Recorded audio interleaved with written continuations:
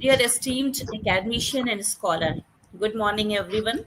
On the behalf of Integral University, I, Dr. Arina Nazneen, DQSC Department of Languages, extend a warm welcome to all the distinguished speaker, respected faculty members, and participants who have joined us today for the online faculty development program, Season 4, on the theme Social Justice and Community Engagement in Art and Humanities.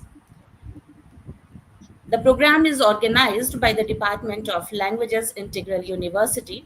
It has a unique culture of inclusiveness, diversity, intellectual integrity, and value based education. The curriculum has a strong focus on individual growth and the development of essential skills, enabling the students to make a mark in the corporate world in the field of technology and in academics. This program is organized by the Department of Languages to improve the faculty's perception of values and education, increasing motivation and enthusiasm for transforming and disseminating knowledge of literature. It is a comprehensive development plan and an imperative for every institution. So, English literature has faced unparalleled changes since its existence, and it has passed through all ages, surviving and flourishing. In the present time of cybernetics, it is under constant redefinition and reformation. It is functioning as an equalizer between diverse culture, languages, worldviews, and ethos. The present faculty development program aims to explore not only the new trends but also reiteration of various existing dimensions of English literature. It aims to explore, dissects, and understands the changes which is being faced by the literature. The online faculty development program is not only derived by the Department of Languages, presented by the Department of Languages first time, but it has completed its 3 seasons and it is now moving for the fourth one. It is creating a platform for teachers, researchers, and scholars for art and humanities. This session focuses on the theme of social justice and community engagement in art and humanities, exploring how art, literature, culture, and humanistic studies can foster inclusivity, equality, equity, and transformative social changes. So, this program tries to emphasize critical reflection, community engagement, innovative pedagogies, and interdisciplinary approaches. Through interactive sessions, the FDP aims to equip faculty with the tool to integrate equity, ethos, and civic engagement to the teaching and learning resources and resource persons. The lecture series enriches the program by offering diverse perspectives and real life examples of how art and humanities act as a catalyst for justice, empathy, and social transformation. We have eminent and learned academicians from various universities of India. They will enrich the eminent faculty members through the platform of Integral University, which is situated in London, a city known for its cultural heritage and monuments.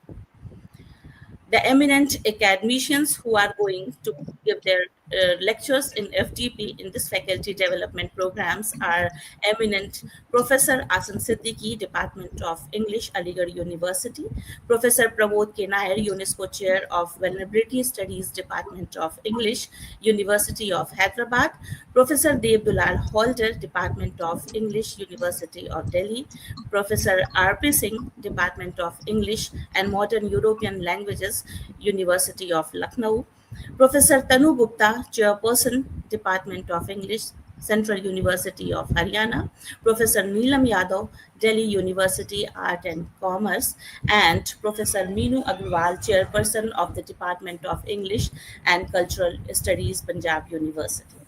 The presence of such eminent personalities with us reinforces the significance of our chosen theme as they exemplify the role of art and humanities in fostering dialogue, critical reflection, and social transformation. Thank you. Now I would like to invite Vanya Srivastav to introduce our distinguished speaker, Professor Asim Siddiqui. Sir, Vanya, up to you. Thank you, ma'am. First of all, I welcome all our dear participants and our extremely distinguished academics to this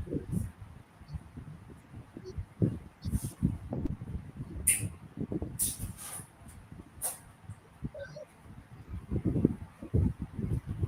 Vanya, We you are are, not, there's a crack in your voice.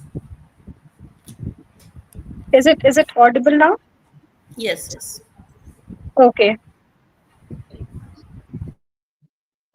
We are delighted to welcome Professor Muhammad Asim Siddiqui, our distinguished academic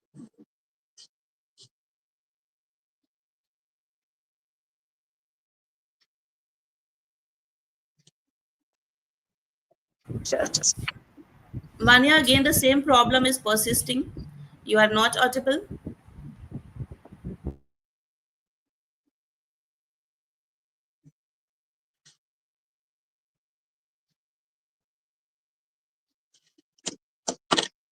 I think there's some Is problem. it better this time? Yes, yes, we are good to go. Am I Okay, audible now? you are audible. Okay, thank you, sir.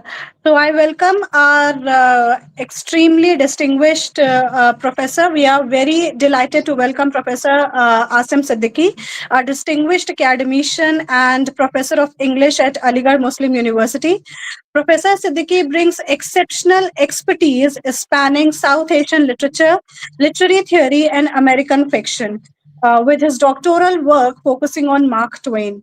As a Fulbright Fellow at New York University and a prolific author, Sir has published extensively with prestigious publishers including Oxford University Press, Cambridge University Press, and Routledge.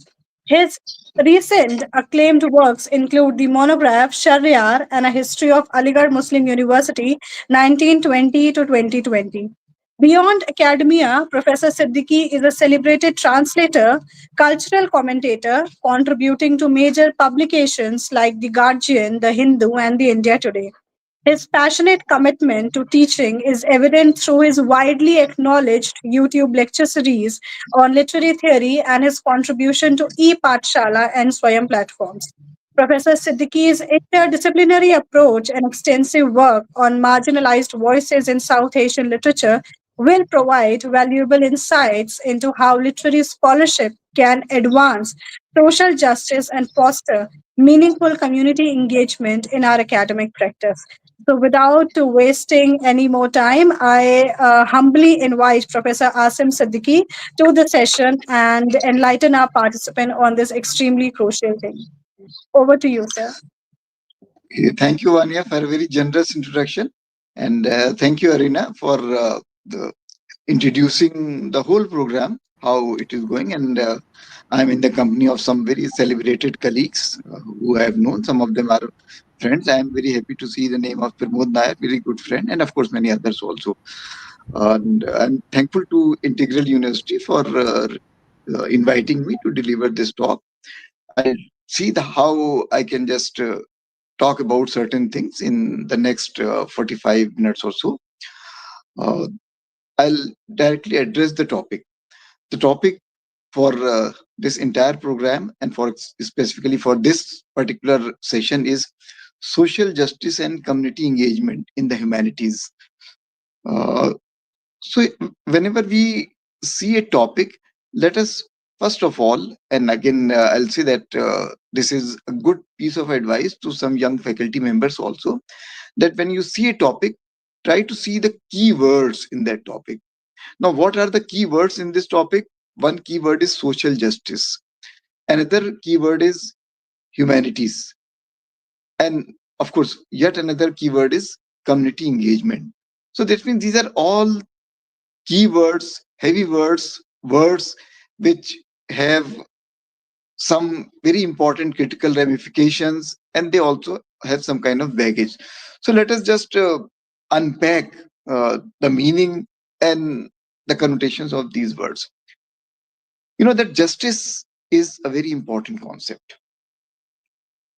In fact, our societies will not be modern democratic societies if there is no concept of justice. Even if there is no justice, at least there must be some conversation about justice, or justice should remain, or justice is there as an ideal. So that means justice is a very important concept. Justice is a very important concept in all systems.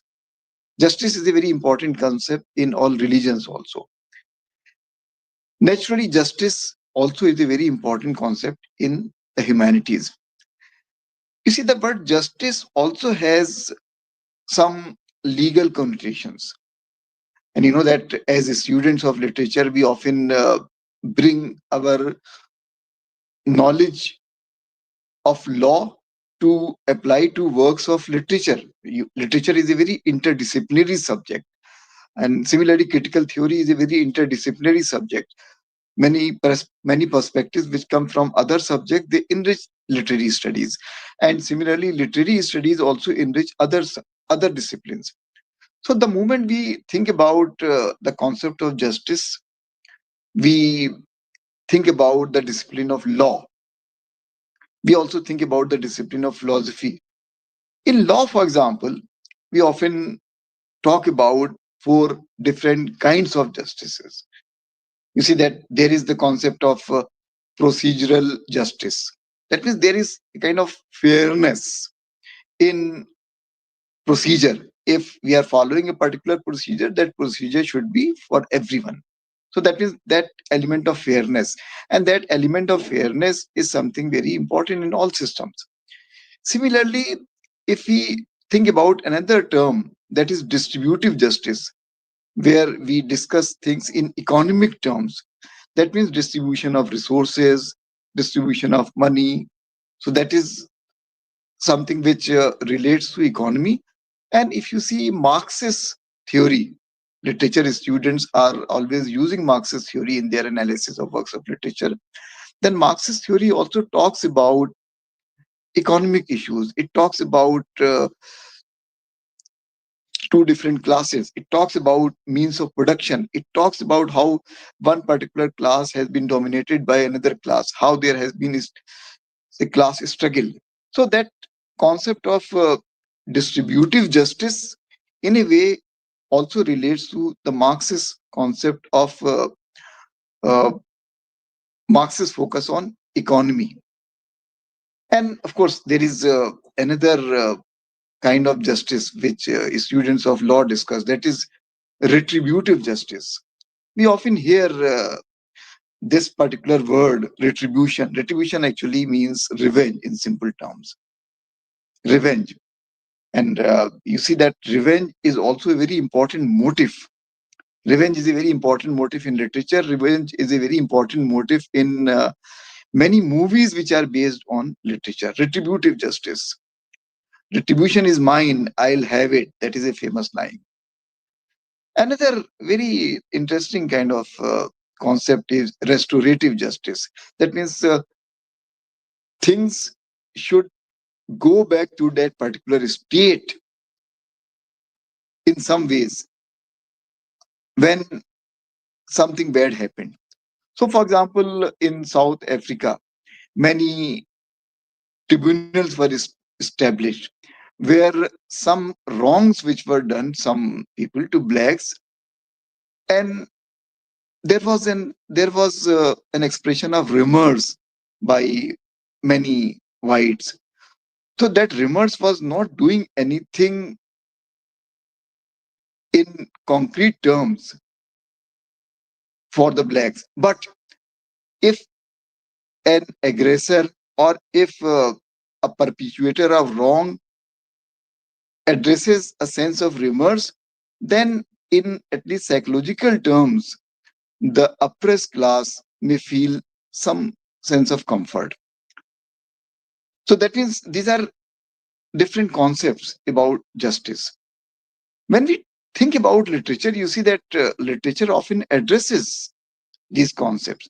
And here we can just think about one major text, that is Measure for Measure by Shakespeare. What kind of justice does it talk about? Okay, think about another major text by Shakespeare, and that text is Merchant of Venice, which most of you would have read in school. Merchant of Venice also talks about the concept of justice. So, for example, what does Shylock do? Shylock wants a pound of flesh. Shylock wants a pound of flesh. Now, what idea of justice is this? You'll say that this is the idea of retributive justice. Revenge. I want a pound of flesh. And Portia actually appeals to the concept of mercy. And that means we come to another very important concept. Which is more important, mercy or justice? Mercy or justice? And societies have always grappled with this question: is mercy important or is justice important? You must have seen that when capital punishment is awarded to somebody for a heinous crime, see, for example, in our own country, then a person or the criminal or the convict who has been condemned to death, he or she also makes a mercy appeal to the president. Mercy. Sometimes the president grants that appeal, and capital punishment is converted into life imprisonment. So that means there that idea of justice and that idea of mercy. So that idea of justice and mercy is beautifully taken up by Shakespeare's play Merchant of Venice. Shylock talks about retributive justice, something which I just mentioned. And Portia makes an appeal to his sense of mercy. Should there be mercy? That is the concept actually. So that means literature actually talks about these things. Measure for Measure. You see, there is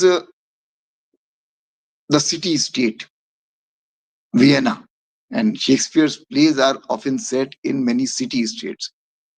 And what happens is there that all those people actually who are living there, the law is there, but somehow law has stopped putting any fear into the minds of people.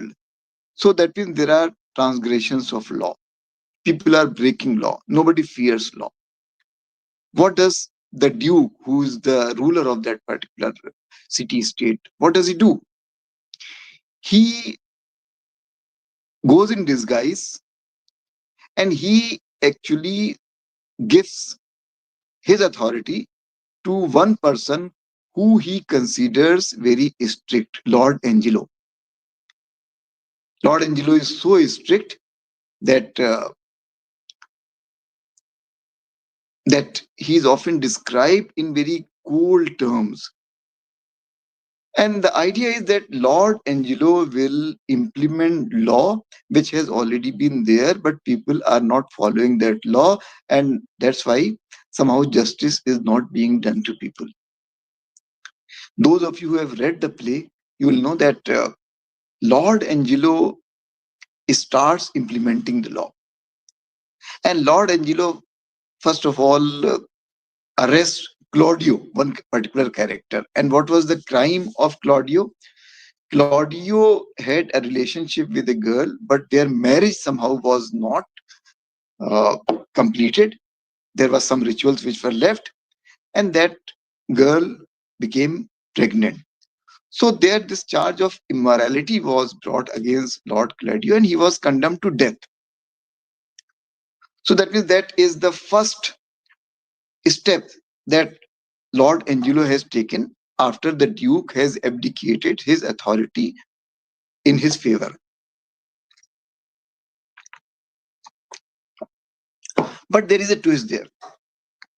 Twist is that Lord Angelo himself is guilty of the crime, or at least the charge of immorality later in the play. I'm not talking about the entire play because we'll be talking about many other things also. So that means the crime with which Lord Angelo punishes Claudio, he himself would later become at least guilty in his thought of that particular crime. But how is law described in that play? Law becomes like a scarecrow. That means you see, for example, a bird which is sitting on a perch. Now, the scarecrow is supposed to scare away the birds, but the birds start actually seeing that scarecrow like a perch. They start sitting there. Something that is supposed to instill fear in their minds, that actually becomes a resting place for them. So, has law become? People do not fear law. And the idea was that people should stop fearing law. So instead of Duke, who is considered very soft, who is considered uh, very soft and genial, who cannot implement law, somebody who is more strict should implement that law, and that person is Lord Angelo. But actually, Lord Angelo turns out to be a hypocrite, and he starts misusing his authority. That happens. So what happens that the Duke has not disappeared anywhere, rather he is very much in the kingdom and he is looking after everything in disguise, and later actually he appears again on the scene. So that means at the end of the play, many people are punished and many people are granted pardon. So in terms of justice, what happens is that what was the state of affairs at the beginning, almost the same state of affairs is there at the end. And whatever references there are to justice in the play, they are examples often are of retributive justice. That is the play. And if you read other plays of Shakespeare, you'll find that there are references to law. For example, Hamlet also contains many references to law and justice and so on. So coming back to the topic again, the key word justice, and you see that how justice has been addressed by Shakespeare in his plays. Now we use the word social justice because societies are also actually based on this idea of justice. If we bring, for example, some modern discourses which have become very popular in our literary studies, and we try to locate this concept of social justice in the context of those modern discourses, we can talk about certain important theoretical positions. And what are they? You are familiar with them. For example, feminist theory. For example, post colonial theory. For example, subaltern studies. These are all important disciplines. And all these important disciplines actually talk about justice in some ways. If there is one particular idea which is common to all waves of feminism, and you know that feminism is discussed often in terms of at least four waves, if not fifth. So in the first wave, the second wave, the third wave, and of course the fourth wave. So what are we discussing? What are we discussing in feminist theory? The early, for example, feminist theory was concerned with giving women voting rights, suffragette movement. That was also a concept towards justice. That means if in society there is discrimination on the basis of sex, men have the rights to vote, women do not have the rights to vote, then women must have that right to vote. So that suffragette movement, which was a very important thing in the first wave of feminism. Then, of course, if you see the second wave of feminism, then something which became very important in the second wave feminism, that was reproductive rights of women. That means childbirth, leave, maternity leave, so many things, reproductive rights of women. So that was also the concept of justice. So if the first wave was concerned with voting rights, second wave with reproductive rights, and similarly in later stages, also you see that we are talking about justice, we are talking about equality in different ways, and the entire basis of feminist theory is just giving justice to women who have faced discrimination over a period of centuries. Again, this is not the time to discuss feminist theory in detail. I just wanted to just bring this particular perspective. And almost the same idea, but in different ways, you can see in post colonial theory, where race is a very important issue. So, for example, where earlier readings of literature often were considered universalist, where even if a particular text is talking about a particular issue, that text was read in universalist terms, not in specific terms. So, for example, if a particular text is talking about an issue of exploitation, or just take one simple example, Mulkraj Anand has written about the lot of untouchables in untouchability.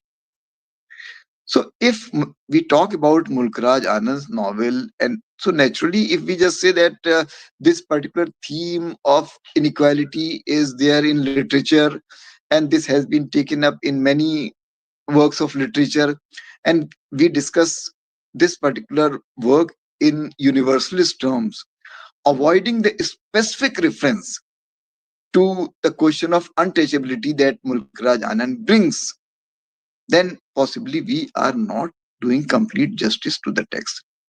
When Mulkraj Anand talks about untouchability, we know that untouchability has been an institution, or it has been a system which modern society or modern Indian society has tried to fight.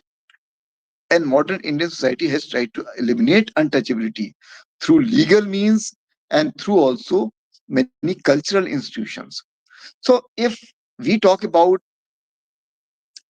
Mulkraj Anand's novel Untouchability in universalist terms, avoiding complete reference, often those readings are considered liberal humanist readings, then we are not doing justice to Mulkraj Anand's basic concerns, because Mulkraj Anand had social concerns. He was also influenced by Marxist theory, Marxist ideology.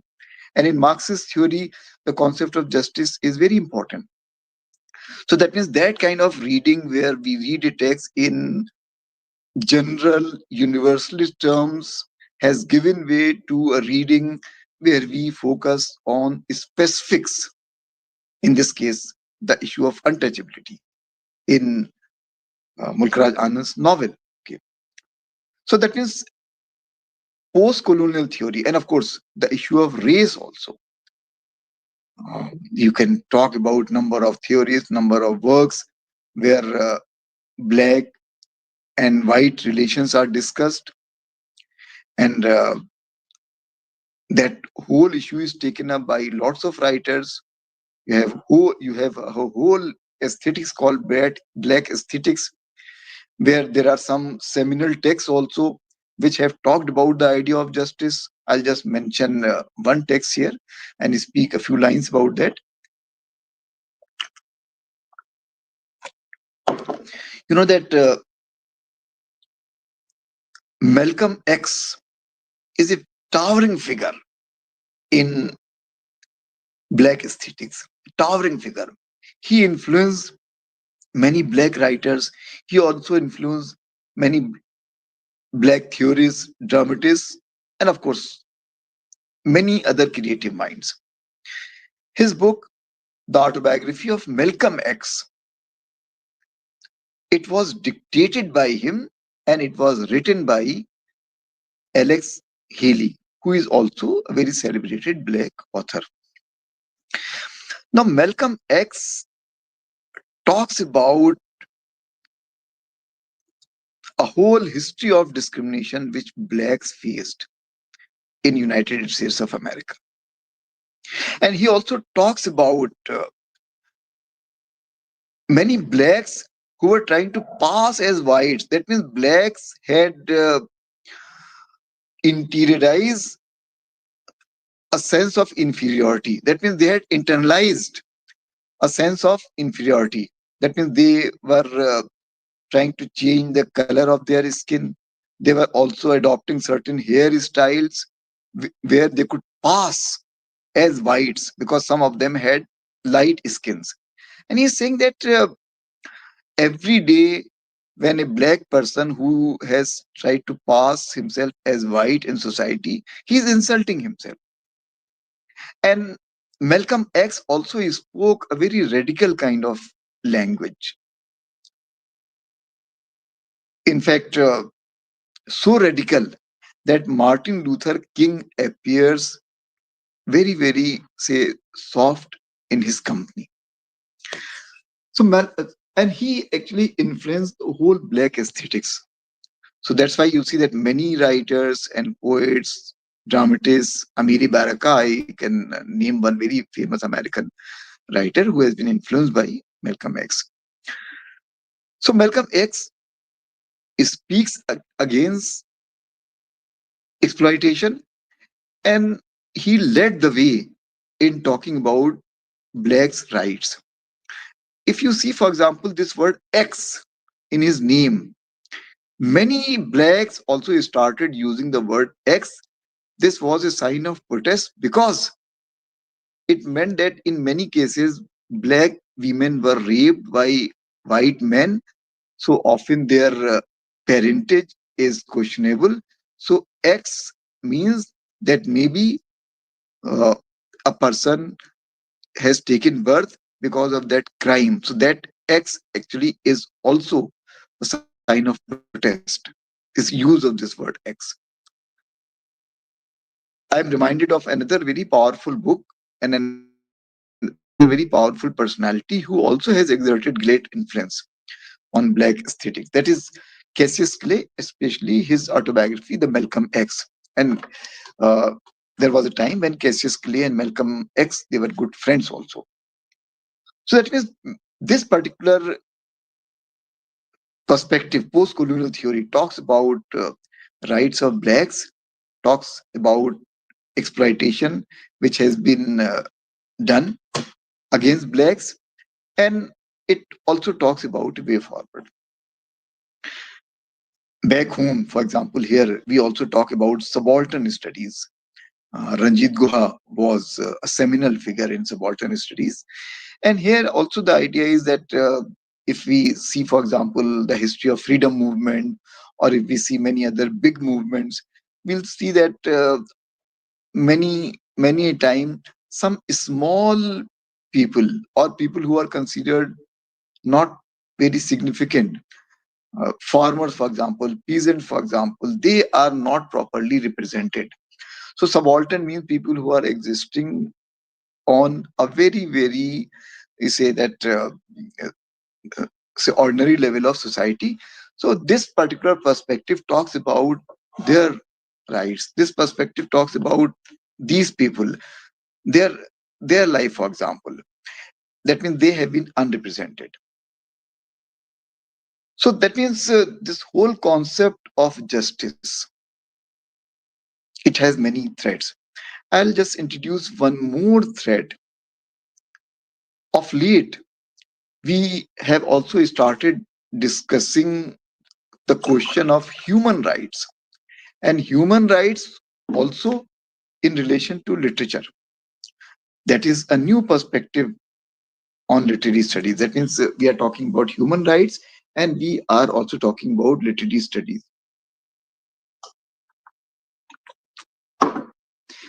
If you see, for example, human rights, they appear to belong to the political domain. Literature, of course, offers a very different kind of domain. So they appear to actually belong to two different domains, but you'll see that it's not always so. Many writers have also talked about those rights, human rights, rights of women, rights of convicts, rights of ordinary people.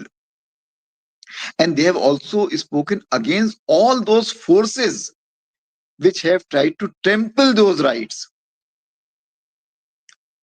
And here I want to highlight one very important movement, for example, which was an important movement in India. In 1930s, there was one particular movement in literary studies which was called Progressive Writers Movement. Progressive Writers Movement. Progressive Writers Movement, you know that it had its beginning in Urdu literature. Sajjad Zahir was a very important figure. And some young people in England, they drafted a manifesto of Progressive Writers Association. They also consulted Premchand. Premchand at that time was the most important Hindi and Urdu writer in India. Premchand also endorsed that manifesto where writers were talking about a new kind of approach to literature. That means how we should view literature differently, how we should read literature differently, how they were trying to bring about, how they were trying to give birth to a different kind of aesthetics of literature. Premchand का कहना था हमें सौंदर्य की परिभाषा बदलनी होगी. That means what is considered beauty and what is considered beautiful, that concept has to change.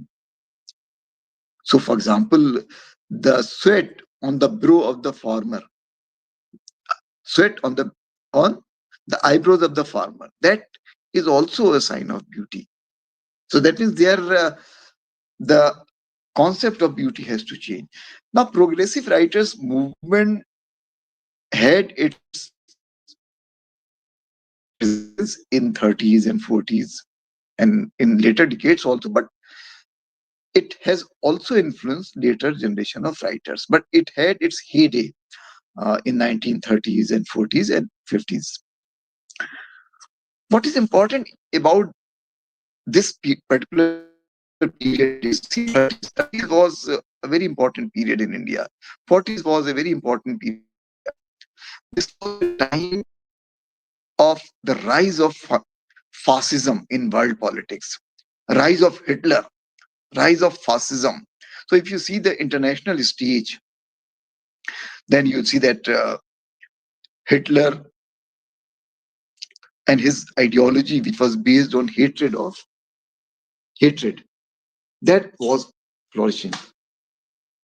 And when progressive writers movement actually uh, talked about its ideology, then one very important plank in this ideology was fight against fascism. Fight against colonialism was also a very important plank.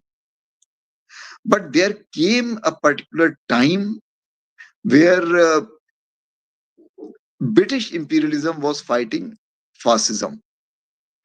And many important leaders in India also, actually, except for Subhash Chandra Bose, who took a different line of argument, but say whether it was Gandhi, Nehru, and others, they actually had a difficult choice, but they sided with uh, British British Indian society, and they actually opposed the ideology of fascism.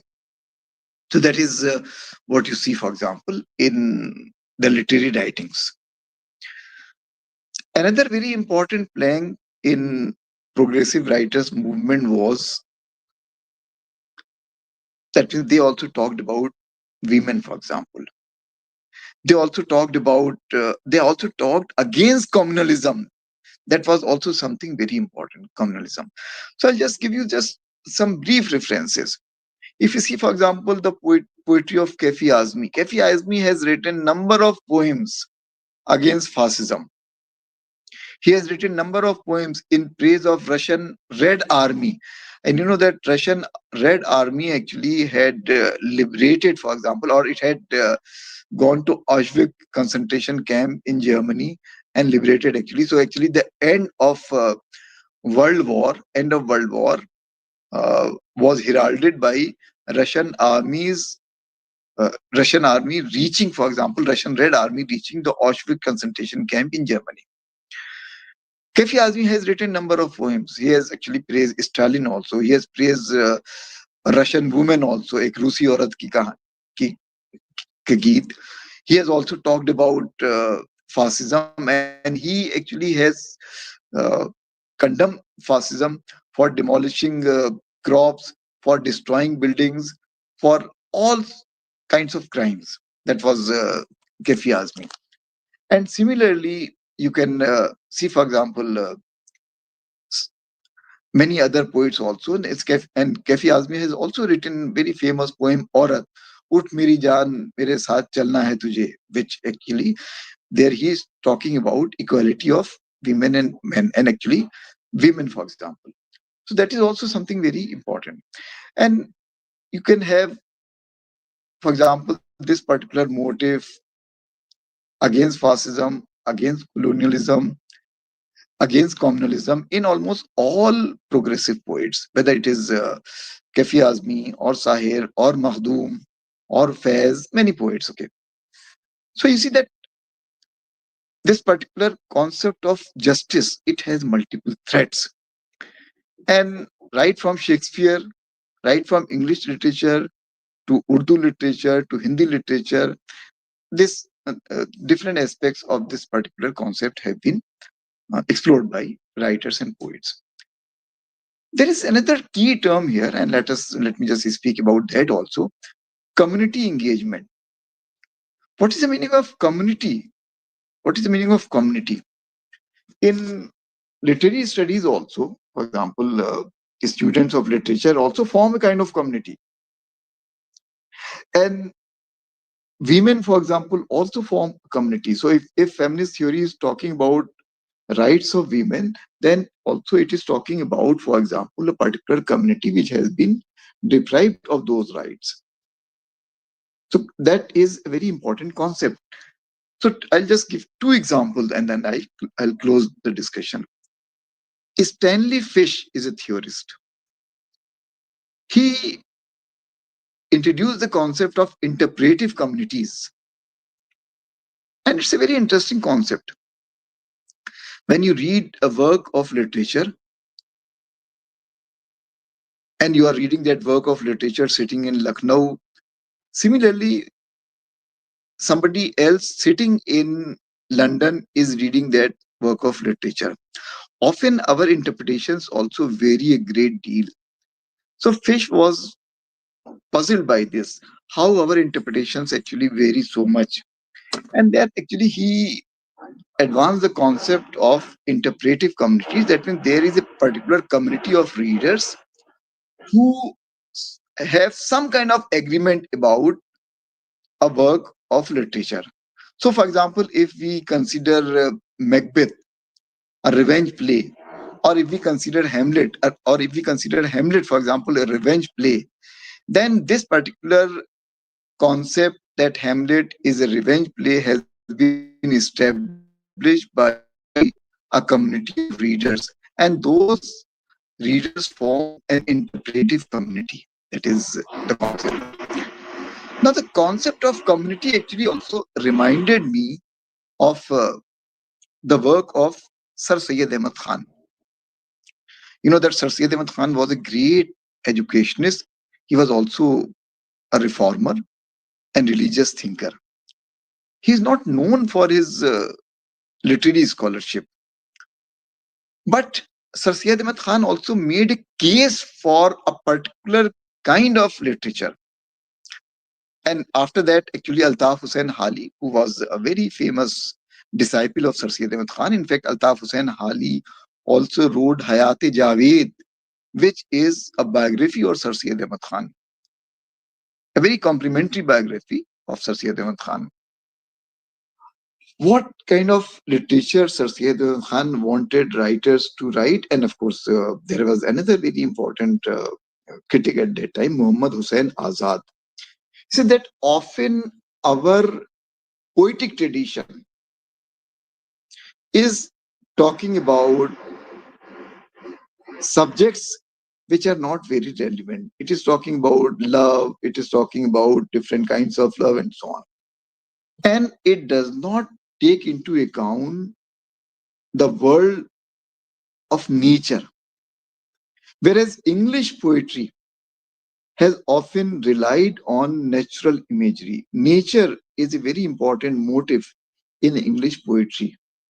So, for example, when you think about English poetry, you think about Wordsworth, you think about Keats, you think about romantic poetry, and not only romantic poetry, you can see, for example, uh, nature imagery in Shakespeare. So, the idea was that Urdu poets should also use imagery and motives from the world of nature. And Urdu poets should actually break away from certain moribund, hackneyed themes. They should offer something new.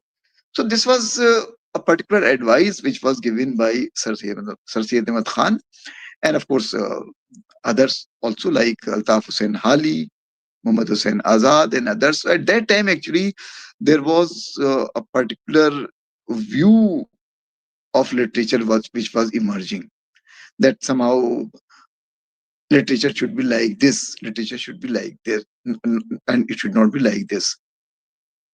Of course, whether that was followed or not, that is a different story altogether. But when we are discussing this subject, social justice and community engagement, we are also talking about engaging the community, for example. So all those feminist theorists have engaged a particular community. All those black theorists have also engaged a particular community which has been deprived of its rights. In the end, I would just bring one very powerful critic who has written about many of these subjects. His name is Edward Said. You see that literary theory has taken two different directions from 1960s onwards. One particular stream focused on word, W-O-R-D, word. That means that was the formalist slant. We are talking about word, we are talking about sentences, we are talking about deconstructing those sentences, we are talking about structuralist theory, we are talking about deconstructive theory, and of course, we are talking about Russian formalism, formalistic approach. In different ways, the focus of all these approaches is on the word. But there is another line also, and that is world, W-O-R-L-D, world, dunya. Said used the word secular criticism. He used the word worldly criticism. Criticism is very much something which exists in this world. Texts are very much their part of a particular context. They exist in the world. So obviously, when a text talks about the world, it also addresses issues like social justice. And if it does not, then maybe sometimes a text is hiding something. In the later part of his career, Said also delivered some lectures which were rather converted into a book, Humanism and Democratic Criticism.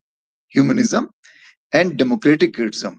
So Said actually was a humanist, and he also considered humanism a core value, and similarly, he also considered democracy as a core value. And that's why criticism also somehow, or it should contribute to democracy. That was Said's notion.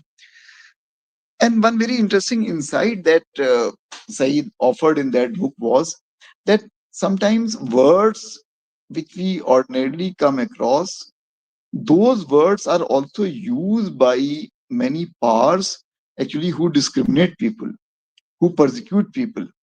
Words. So, for example, simply a word like development or a word like progress, it also hides something. And that means progress and development can also mean displacement in some ways for some people. So, Said actually was talking about reclaiming those words from their official use by some authorities who actually are guilty of persecuting people. That was, and Said also advocated use of philology as an approach.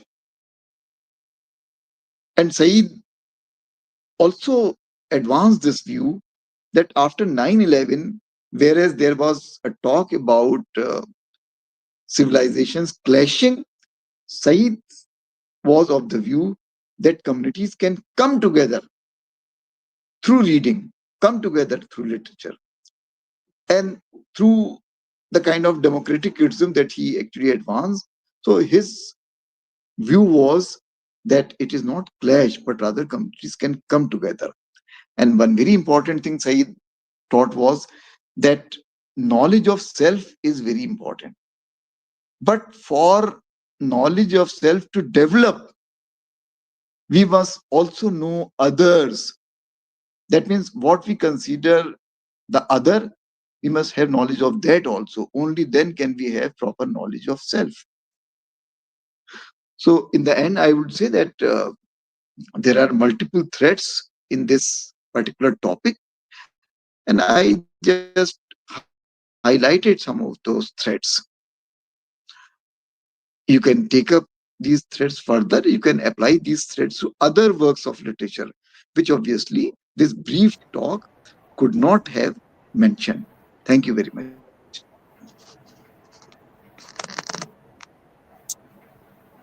Thank you Thank you. so much, sir, for a wonderful start to our day one of Yes, FDP. Vanya, And you have, yes, sir. my work is over.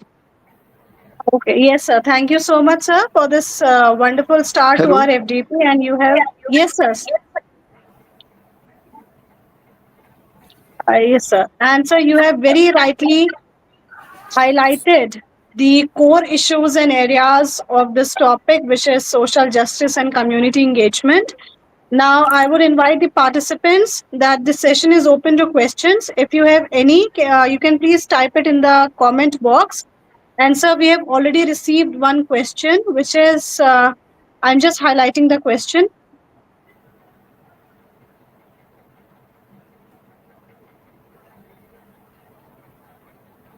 The social justice in a very broader term, more than what we understand by social justice in narrow caste perspective. It wasn't it. Actually, it was. It is simply comment. So thank you. I can say thank you. Yes. And sir, there are more questions. Just a second.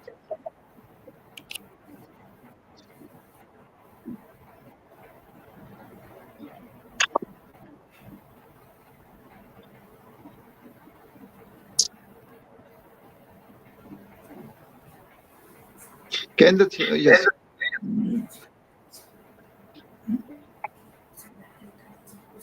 Yes, yes, they can be applied. What Edward says, all actually what Edward Said has discussed, that can be applied to lots of works. And you know that uh, I did not mention Said's very famous works at Orientalism and Culture and Imperialism, and many insights that Said offers in those works, they have been applied for in all readings. Yes, yes, true.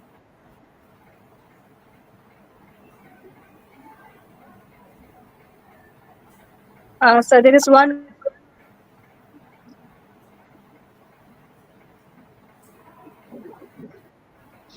There is this question about research topics which are untouched and explored. I think this requires a lot of time and engagement.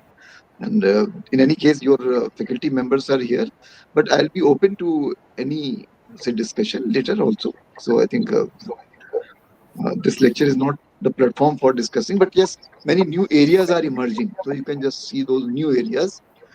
Sometimes the same old text are discussed from new perspectives.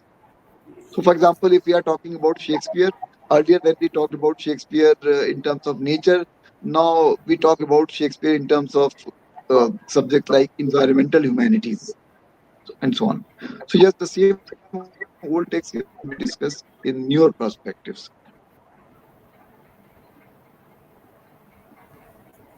Thank you, sir. Participants, do you have any more questions?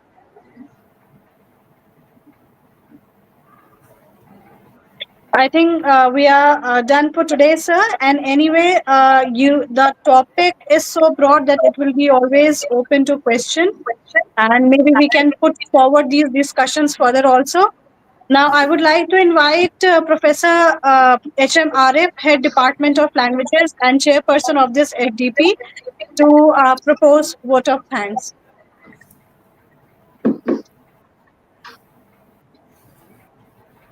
Okay. Thank you, Dr. Vania. Good morning to all of you. Assalamu alaikum, adab, and namaskar. Literature truly is that questions power and challenges silence. Keeping this point in mind, the FDP has been designed for you. So, it's a great pleasure for me to propose vote of thanks for our session of today one.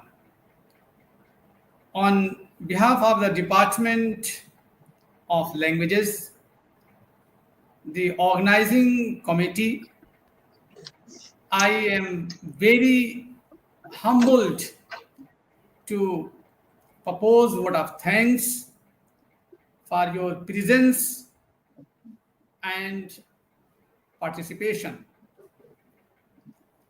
My special thanks to a gigantic figure in the field of literature, and he is Professor Muhammad Asim Siddiqui, sir. Sir, we are very humbled to acknowledge you, and the world of literature knows you very well. You need no any kind of introduction, but I have one line for you, sir. Please accept. तेरा लफ्ज लफ्ज हो आईना तुझे आईने में उतार लूं मेरा लफ्ज लफ्ज हो आईना तुझे आईने में उतार लूं.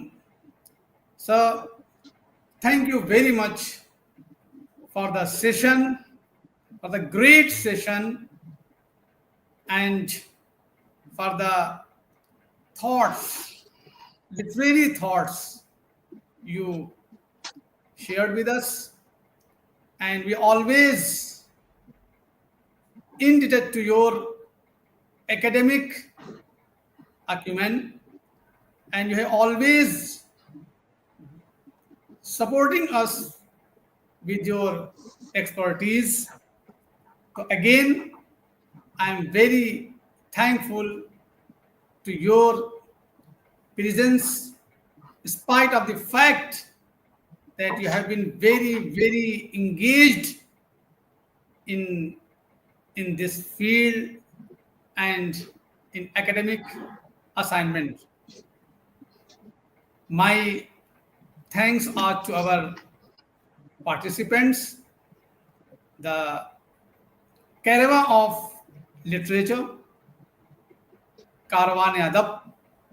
You are truly not just participants, but you are the caravan of literature.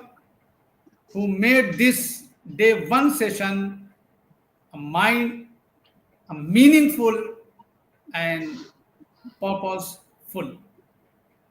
To our organizing committee, Dr. Arina, Dr. Vania, for their good efforts in conceptualizing and executing this faculty development program with such perfection. Thank you, Dr. Arina and Dr. Vania, and all the faculty members who are directly or indirectly involved in making this session one a successful one.